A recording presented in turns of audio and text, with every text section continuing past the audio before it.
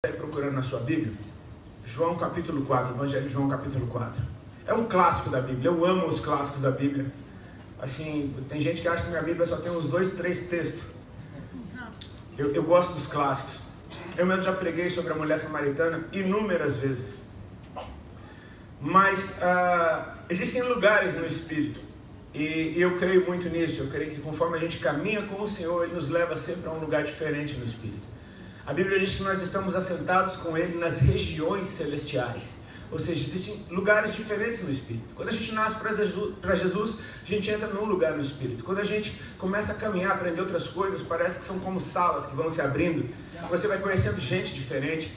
Já percebeu isso? Que quando você está numa vibe diferente em Deus, você conhece gente que está na mesma vibe que você?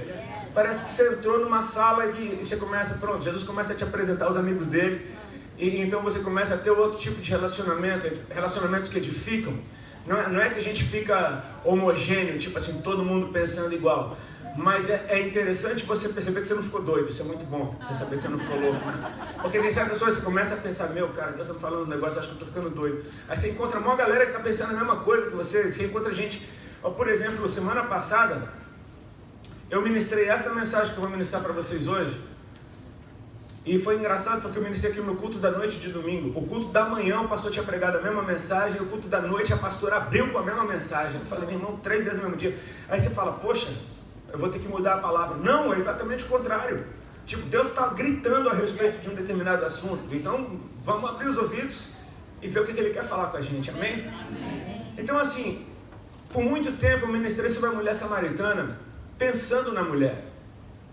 E realmente o texto, a gente vai ler aqui, é uma conversa profunda, é uma conversa até comprida.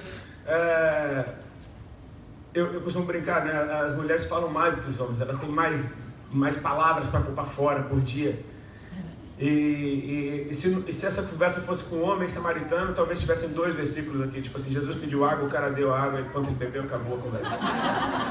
Toma aí, brother, acabou o texto. Não tem a menor graça.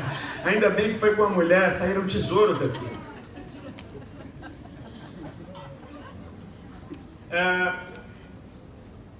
O que acontece, deixa eu contar mais a história disso que Deus falou comigo. Eu estava numa conferência lá em Brasília, numa igreja que o pastor Jackson, aliás, eu só encontro o pastor Jackson nessa conferência lá em Brasília. Eu venho para cá e não encontro ele. Lá no Bispo JB, e era uma conferência chamada Escola de Profetas. E tinha uma atmosfera bem profética. E eu me amarro em ministrar em ambientes assim, porque eu sou evangelista. Aí você pensa, poxa, o que é que você está fazendo num lugar chamado Escola de Profetas? Cara, no Arraial dos Profetas, a gente profetiza, amém? Então assim, não é que eu virei profeta porque eu fui lá não, mas se você está num ambiente profético, o que você toma o entendimento de que é profético também. O fundamento da igreja é apostólico e profético. Então tudo que a gente faz na igreja é apostólico e profético. É com a mentalidade de trazer o céu na terra e de ocupar o lugar onde a gente está. E Deus colocou isso no meu coração, me mostrando uma big picture a respeito desse texto. Eu espero que faça sentido para você, que te abençoe e te ative, amém? Porque isso aqui é a respeito de vocês, no lugar onde vocês estão. Amém. Todo mundo achou? João capítulo 4? Ou vocês ficaram só ouvindo eu conversar e não procuraram? João capítulo 4. Se você não achou, está ali, ó. Você pode ver ali no telão. Vocês me perdoem, o texto é um pouquinho comprido, mas a gente vai ler tudo. Diz assim, tudo não, fica tranquilo, é só até a conversa com a mulher terminar. É porque depois chega discípulo e aparece um monte de gente, o que interessa é a conversa com a mulher. Os fariseus ouviram falar que Jesus estava fazendo e batizando mais discípulos do que João, embora não fosse Jesus quem batizasse, mas os seus discípulos. Quando o Senhor ficou sabendo disso, saiu da Judéia e voltou uma vez mais a Galiléia. Era-lhe necessário passar por Samaria. Assim chegou a uma cidade de Samaria chamada Sicar, perto das terras que Jacó dera a seu filho José. Havia ali o poço de Jacó. Jesus, cansado da viagem, sentou-se à beira do poço. Isso se deu por volta do meio-dia. Nisso veio uma mulher samaritana tirar água. Disse-lhe Jesus, dê-me um pouco de água. Os seus discípulos tinham ido à cidade comprar comida.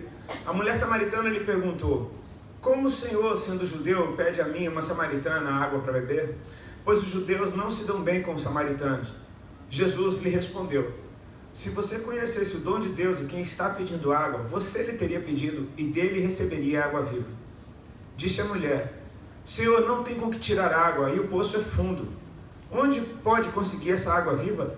Acaso o Senhor é maior do que o nosso pai Jacó, que nos deu o poço, do qual ele mesmo bebeu, bem como seus filhos e seu gado? Jesus respondeu: Quem beber dessa água terá sede outra vez, mas quem beber da água que eu lhe der nunca mais terá sede. Ao contrário, a água que eu lhe der se tornará nele uma fonte de água a jorrar para a vida eterna. A mulher lhe disse: Senhor, dê-me dessa água para que eu não tenha mais sede, nem precise voltar aqui para tirar água. Ele lhe disse: Vá, chame o seu marido e volte. Não tenho marido, respondeu ela. Disse-lhe Jesus: Você falou corretamente dizendo que não tem marido. O fato é que você já teve 5 e o homem com quem você vive agora não é seu marido. O que você acabou de dizer é verdade. Disse a mulher: Senhor, vejo que és profeta. Nossos antepassados adoraram nesse monte, mas vocês, judeus, dizem que Jerusalém é o lugar onde se deve adorar. Jesus declarou: Creia em mim, mulher, está próxima a hora em que vocês não adorarão o Pai, nem nesse monte, nem em Jerusalém. Vocês samaritanos adoram o que não conhecem. Nós adoramos o que conhecemos, pois a salvação vem dos judeus. No entanto, está chegando a hora, de fato já chegou, em que os verdadeiros adoradores adorarão o Pai em espírito e em verdade. São estes os adoradores que o Pai procura. Deus é espírito e é necessário que os seus adoradores o adorem em espírito e em verdade. Disse a mulher: Eu sei que o Messias, chamado Cristo, está para vir. Quando ele vier, explicará tudo para nós. Então Jesus declarou: Eu sou o Messias, eu que estou falando com você. Que o Senhor nos abençoe, amém? Amém. Irmãos, assim, o amor de Deus tem sido cantado, bradado, de todas as formas possíveis que a igreja consegue fazer. Peças de teatro têm falado do amor de Deus, os louvores que nós cantamos na igreja, todos estão falando do amor de Deus, as pregações estão falando do amor de Deus. Parece que é uma mensagem nova. Quantos assistiram The Crown? Aquela série sobre a Rainha da Inglaterra. Tem uma passagem incrível, que é quando Billy Graham vem na Inglaterra fazer uma cruzada aqui. Tem spoiler, amém? Desculpa, esqueci o nome.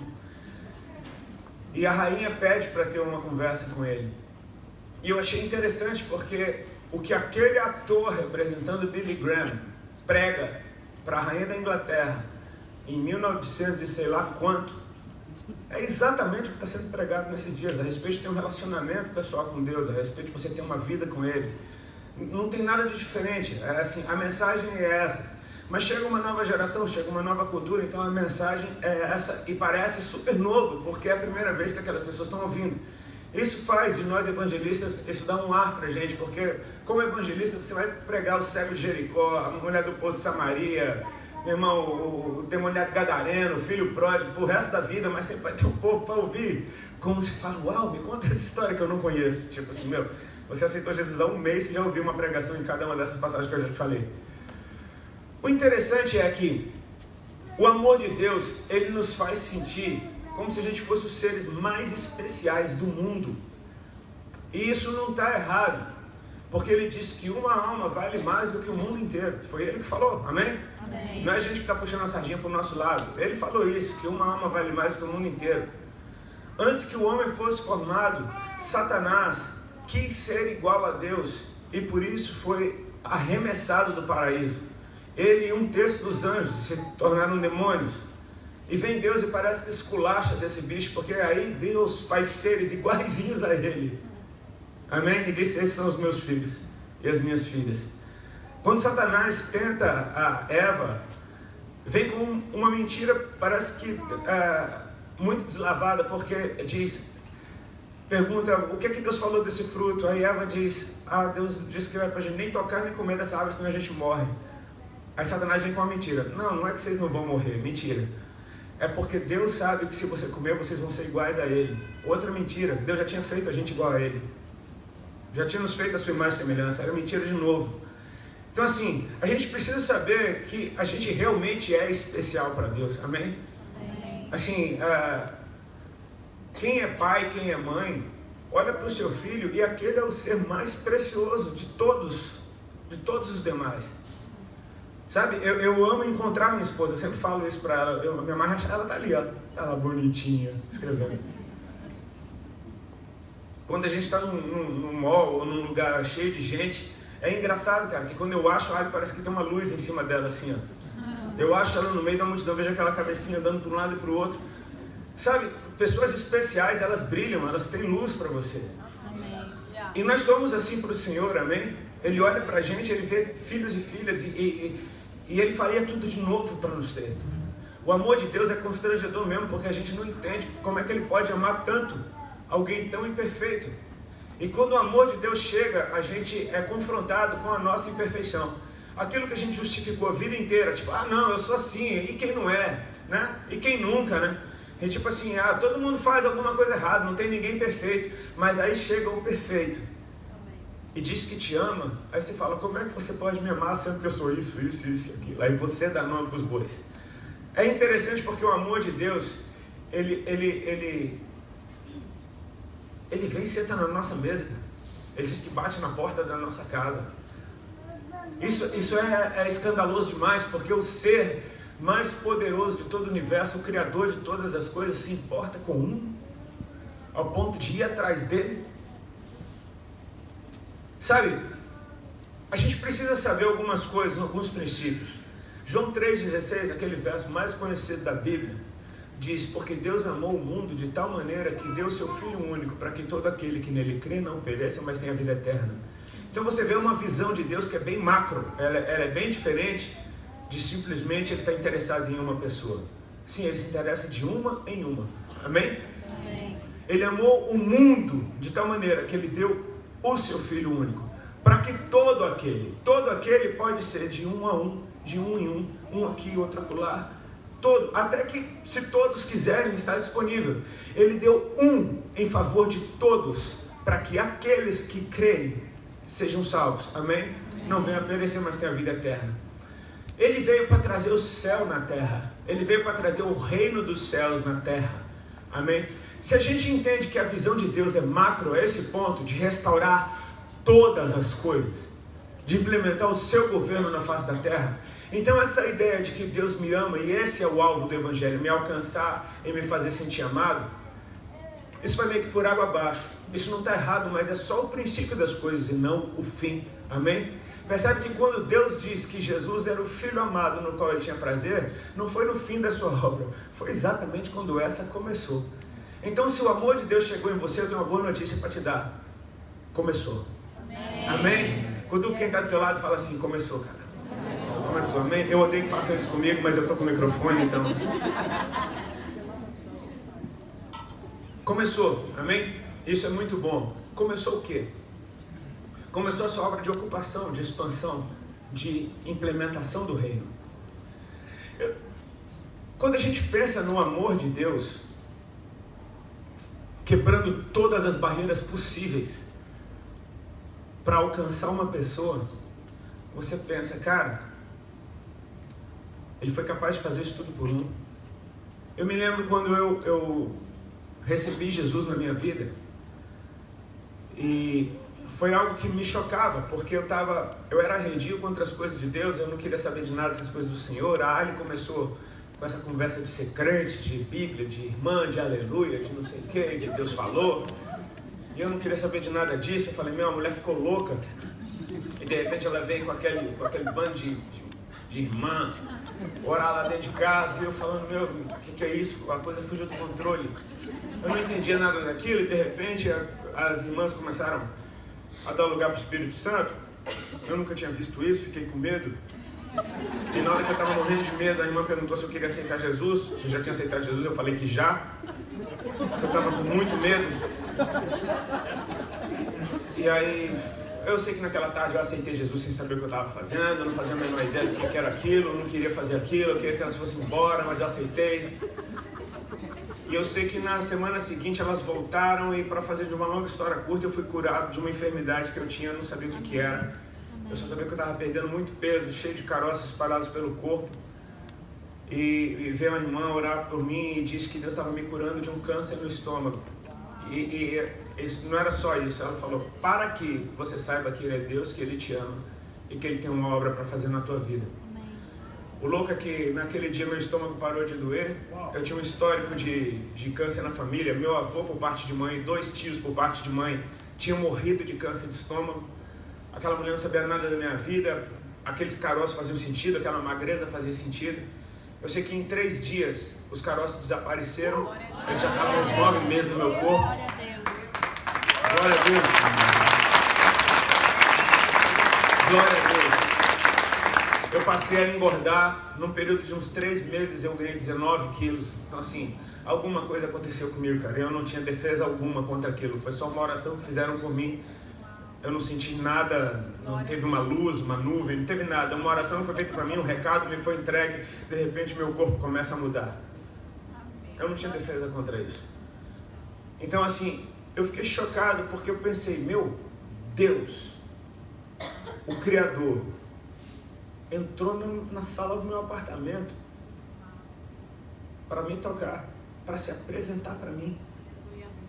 Só para eu saber, ele não me pediu nada. É só para eu saber. Eu sou Deus, eu te amo. Eu tenho uma obra para fazer na tua vida. Tipo assim, ele deixou a bola. Tipo assim, sabe o que significa eu tenho uma obra para fazer na tua vida? É a mesma coisa que ele disse para a irmã de lá: se creres, verás a glória de Deus. É o que ele disse para Natanael: se você crer, daqui por diante, coisas maiores do que essas ainda verás. Ou seja, tudo bem, você pode ficar com isso daqui que você já recebeu. Eu tenho o maior prazer de me apresentar para você porque eu te amo. Mas fique sabendo que eu tenho muito mais. E aí você não consegue mais viver do mesmo jeito, cara. Muita gente pergunta: poxa, você mudou tão rápido, o que é que você fez? Eu falei: eu não fiz nada, eu tentei continuar igual.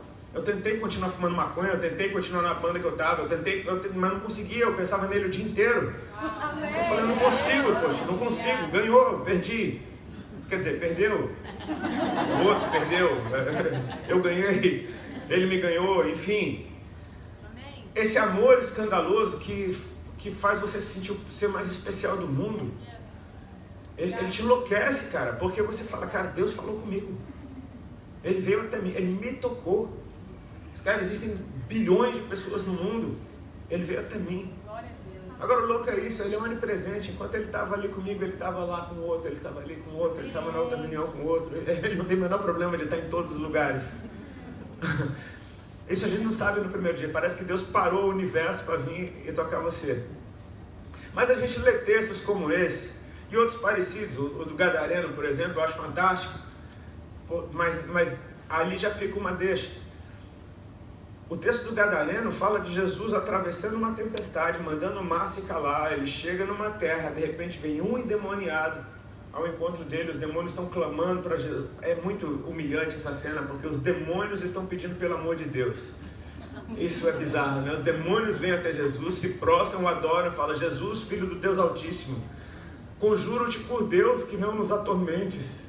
Te peço encarecidamente. Tipo, olha os demônios, cara. Isso é só para você ver como é o nosso Deus. Jesus expulsa os demônios dos caras, os demônios vão para os porcos se matam, o povo que estava cuidando dos porcos vão na cidade, avisa o povo da cidade volta. Quando chega aquele que andava nu, se cortando com pedras, clamando nos sepulcros, que muitas vezes era preso com grilhões e correntes, ninguém podia conter a força daquele endemoniado. De repente ele está sentado, vestido em perfeito juízo. O povo fica chocado. E o choque é tão grande que o povo fica com medo e pede para Jesus ir embora da terra deles. E sabe o que Jesus faz? Ele não dá uma palavra, ele vai. Ele entra no barco para ir embora. Só que o que for endemoniado pede para ir com ele. Fala: Senhor, deixa eu ir contigo.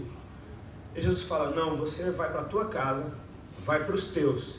E lá você conta quão grandes coisas te fez o Senhor e como teve compaixão de ti. É lindo isso, né? A gente vê um texto em que Jesus atravessa o mar. E se você acha que isso é exagero, não, era só um lago, brother. Ele atravessou o céu, para vir até a gente.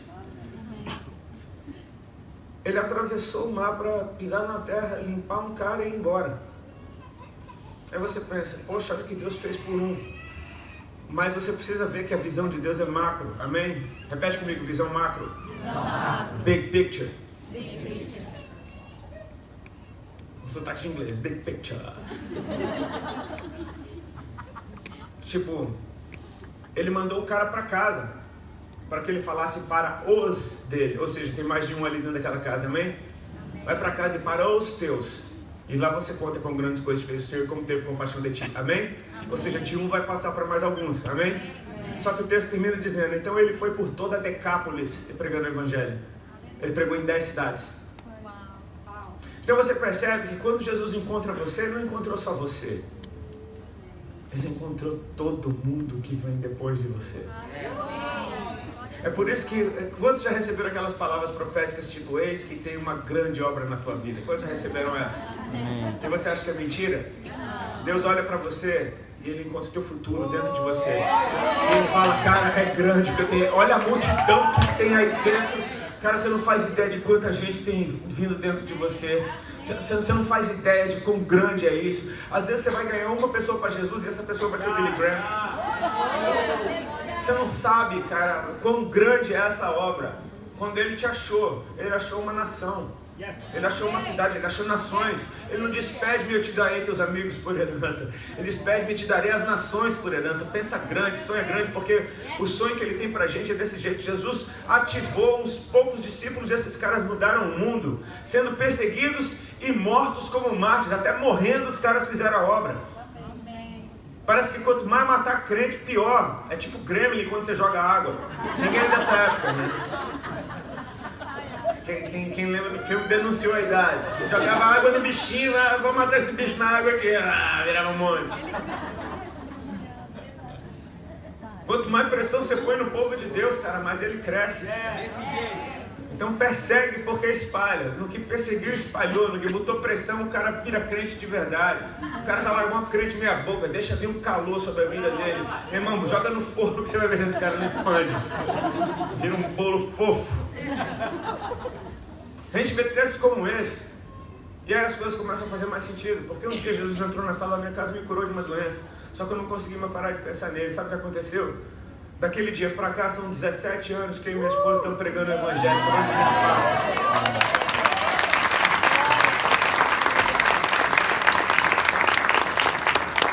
Quando ele me tocou todo mundo que nasceu para Jesus através dessa obra. Todo mundo que um dia foi inspirado, que um dia viu algum vídeo, todo mundo que ouviu alguma música, todo mundo que um dia levantou a mão, todo mundo que um dia foi na frente do altar, todo mundo que ainda vai fazer isso. Todo mundo que ainda vai. Você percebeu que, cara, o que Ele te manda é permanecer? Porque o que está em você é vivo e vai se manifestar. Ele manda você permanecer nele. Que Ele é a videira, você é um ramo. Enquanto você estiver nele, permanecer em mim. Aquele que está em mim e eu nele, esse dá muito fruto. Qual é o esforço que você fez para dar muito fruto? Permanecer nele. Permaneça nele, o fruto vai vir naturalmente. Essa obra é grande, se você permanecer nela, vai permanecer. Então vai continuar dando fruto. Essa árvore é como aquela no Salmo 1, plantada junto a ribeiros de águas, que dá o seu fruto na estação própria, cujas folhas não caem, tudo que faz prospera. Amém? Não tem a ver com estação, tem a ver com o solo onde você está enraizado. Se você está nele, o fruto vai vir.